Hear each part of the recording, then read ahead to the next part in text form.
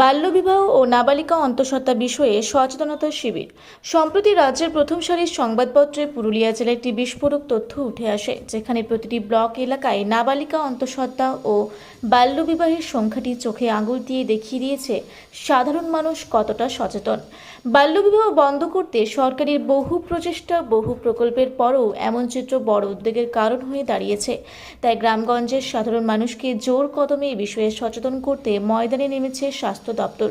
বুধবার পুরুলিয়া 1 নম্বর ব্লকের ভান্ডারপুয়ারা চিপিদা গ্রাম পঞ্চায়েতের টুরুহুলু গ্রামবাসীদের নিয়ে একটি সচেতনতা শিবিরের আয়োজন করা হয়।